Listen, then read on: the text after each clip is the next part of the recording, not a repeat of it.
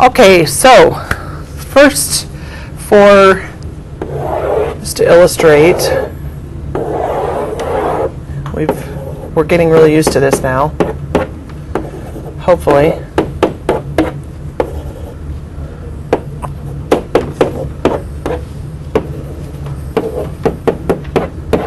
And I'm going to even put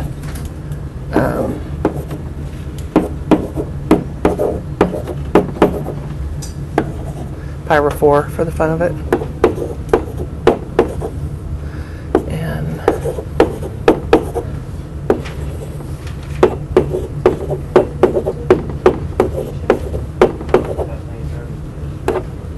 it should be this way.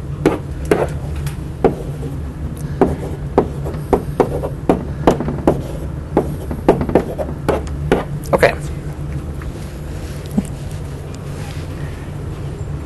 Okay, so if I go ahead and graph some axes, I'm going to label this theta, and this is going to be sine theta. So if you remember, let's do this. F of theta is equal to sine theta. This is y. So my y-axis is sine theta. My x-axis is theta. Okay. Okay, so we're looking at sine. Sine, if you remember from the unit circle, is the y-coordinate. Okay. So I'm going to go ahead and just graph.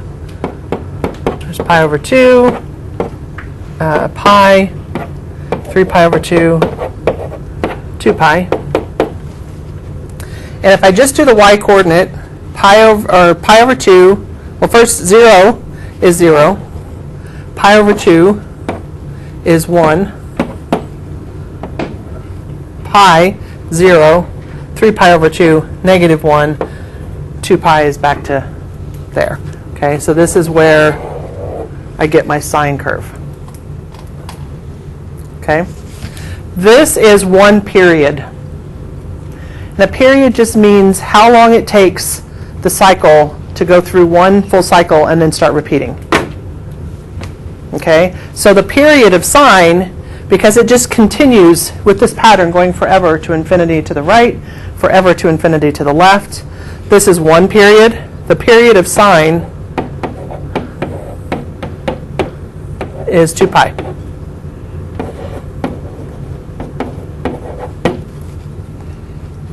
Okay, because it takes 2 pi, it goes through one complete rotation around the unit circle is one cycle. Okay, if I were to overlay cosine here, well, cosine at 0 is 1, and at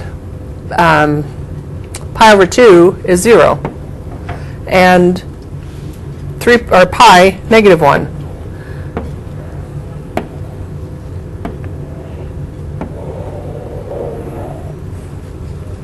There's cosine. And that's one full rotation of cosine. Okay, so cosine has the same period as sine.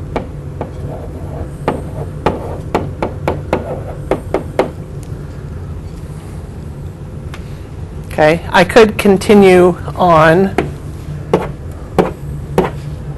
Negative pi over 2, negative pi, negative 3 pi over 2. And you'll see, I do, and it is going to come back down to 0. There's another period worth, right? And then cosine is going to be here, here, here, here. Okay, so you just see that they shift. It's got a phase, we call it a phase shift. It's a phase shift of pi over 2. Which makes sense because when we do like sine of theta minus pi over 2, that's equal to cosine. So if I shift it over pi over 2, now I'm matching that graph up with the cosine graph. Actually makes a lot more sense. Still with me? Okay. So let's look at tangent.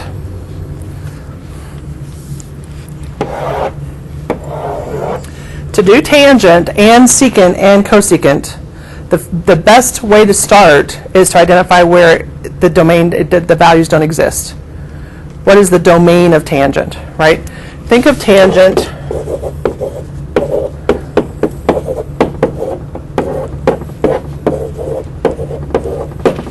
as sine theta over cosine theta, right?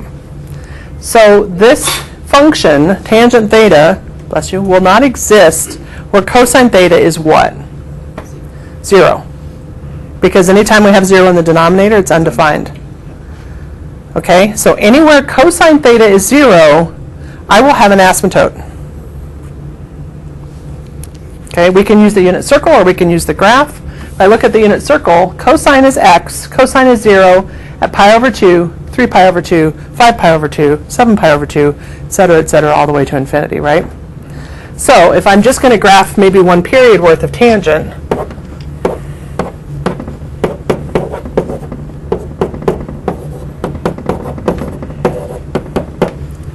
let's go negative pi over 2.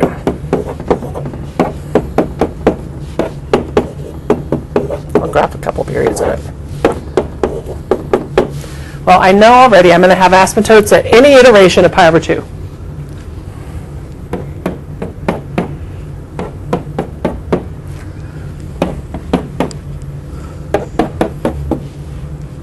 With me so far, because it can't exist there. Now I'm just going to look at what sine over cosine is every other place that I've got a point or a coordinate for. Okay, so when it's 0, I have 0 over 1, 0, right? Pi over 2 doesn't exist, so let's go to pi, 0 over 1. 2 pi, you get the idea. Okay, well, I can't really graph something with one point between these asymptotes. I need to figure out what's going on. So that's why I put in these 45s. This is pi over 4, right? So halfway between 0 and pi over 2, what is the square root of 2 over 2 over the square root of 2 over 2? 1, right? So the tangent at pi over 4 is 1. Well, pi over 4 is between 0 and pi. Okay? Now I'm going to look at, in the second quadrant, it's negative 1. Okay, so it's going to be down here at pi. 2 pi, or sorry, between 3 pi over 2 and 2 pi, and back here, it's negative 1. Right? Am I doing this right? That can't go there. It has to go between. Sorry. This is negative 1. This is going to be 1. And you get the idea. So here is what tangent looks like for one period. Not a very good drawing, but it's going to shoot up to infinity, never reaching this asymptote, but getting closer and closer all the time. I'm going to shoot down to negative infinity, never reaching this asymptote, but getting in closer and closer. And it's going to keep these iterations of the same thing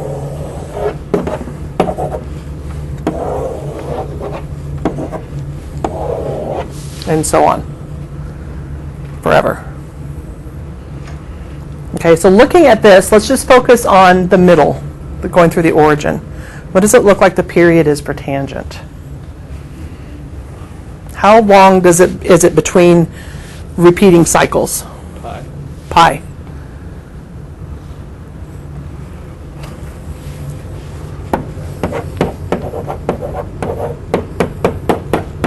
That's the period. Follow me so far? Mm-hmm. Okay, now the rest is kind of easy to get the other three functions.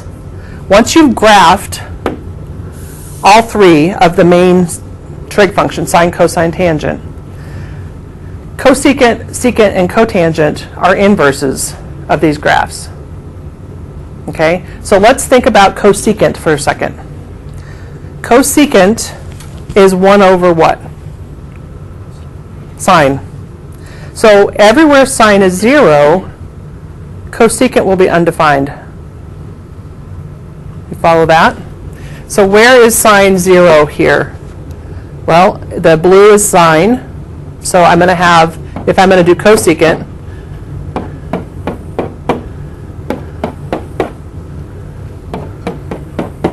and so on.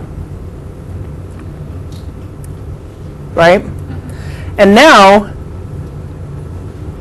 it's going to be the inverse. Everywhere I have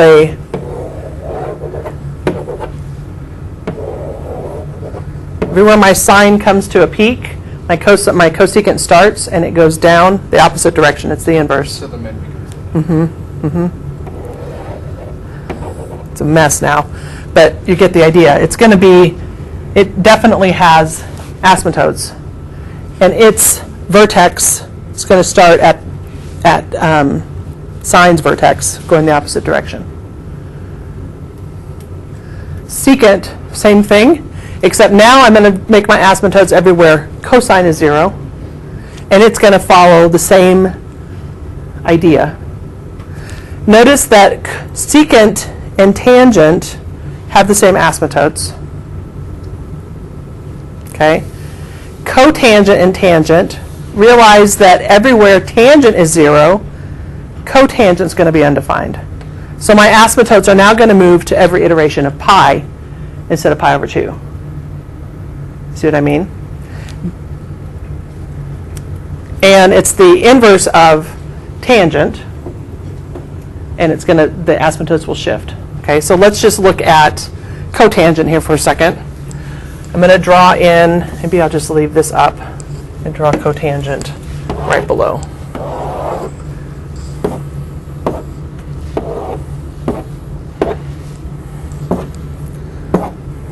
Trying to line those up somewhat. Everywhere tangent is 0, cotangent will have an asymptote.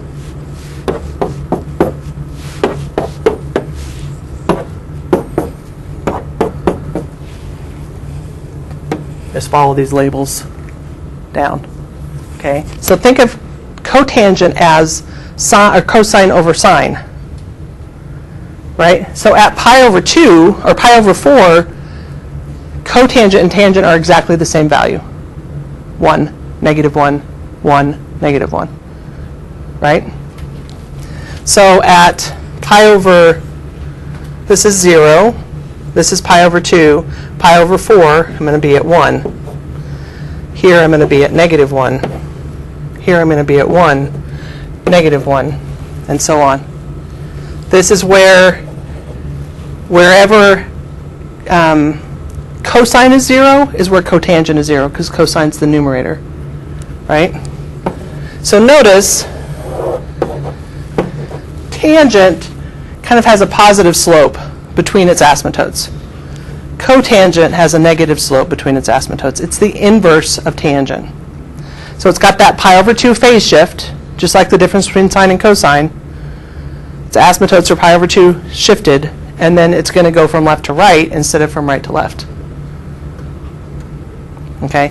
If you kind of think about how we derive secant, cosecant, and cotangent, and you know the first 3, you can graph the second 3 or sketch those pretty easily. The key to everything but sine and cosine, the key to tangent, cotangent, cosecant, and secant is identifying where the asymptotes are. Once you have that identified, then you know the general shape of what it's supposed to be, and you can do whatever you need to between. Does that make sense? Yeah. Okay, so these are the 6 trig functions without any translations. By translations, I mean when we had the parent function when we learned quadratics. If I do this, it translates to the right 2 units. Right? If I put something like that in, it shifts up 1 unit.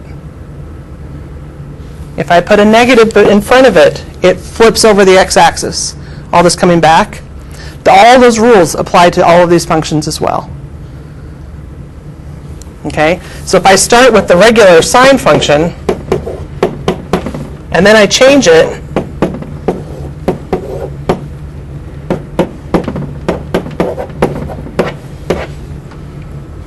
this is just shifting the regular sine graph over pi over 2, or 90 degrees.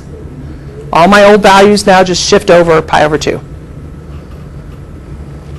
If I put another number in front, this is the amplitude. Instead of going through 1, it's now going to go up to 3. It's going to stretch it up with an amplitude. Okay?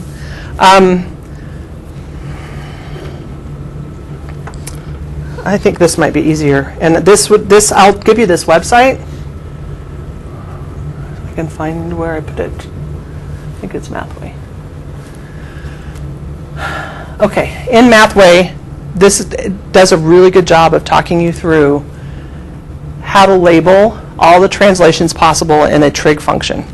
The A is amplitude. The C is how it shifts if B is 1. But if you have a B in there, a coefficient in front of the X, it will change phase shift and period.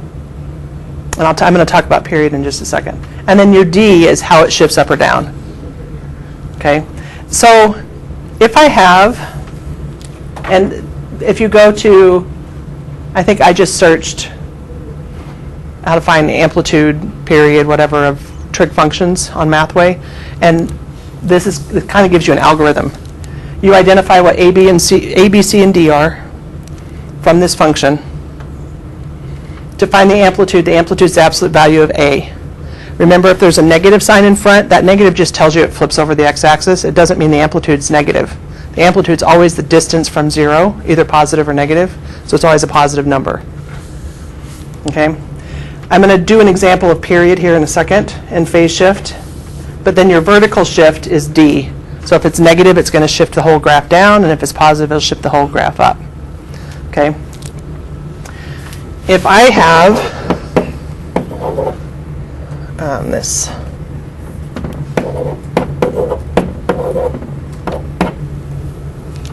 is that what I want to do?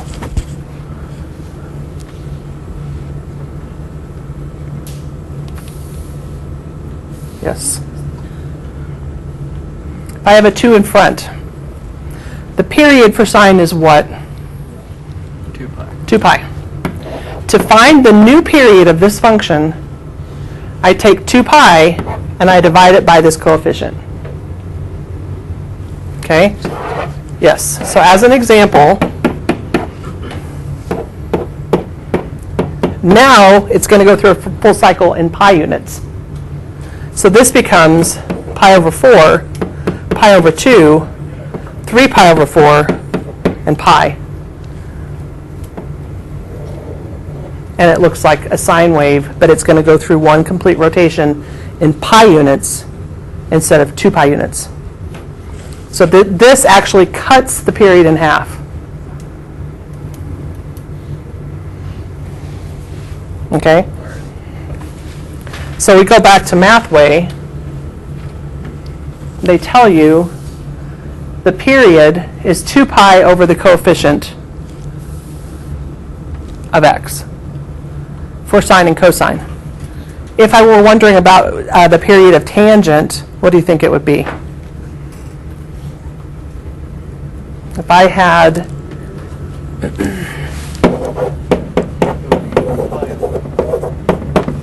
this, what's the new period? 1/2 pi? Pi over 2. Because tangent has the period of pi, so that's what we start with. So this means the period's now pi over 2. Okay? Phase shift is that how much it shifts, right? If it's just sine, like I showed you in one of those examples, that means it just shifts over pi over 2. I don't have a coefficient here in front of sine, right? But as soon as I put a coefficient in front, phase shift is C over B. C being what you shift it, B being the coefficient in front of the x. Okay? That's why this page might be really helpful, because it's going to give you kind of the algorithm, the formula for finding all of these things once you know A, B, C, and D. So if you get in the habit of, you're going to have to be able to translate graphs of sine, cosine, tangent, or recognize, find a graph and figure out what the formula is based on its period, how much it shifts up or down, what the stretch might be, and what the phase shift is. Okay? So kind of understanding what each one of those numbers in a translated graph represents is going to be really helpful. A lot of information.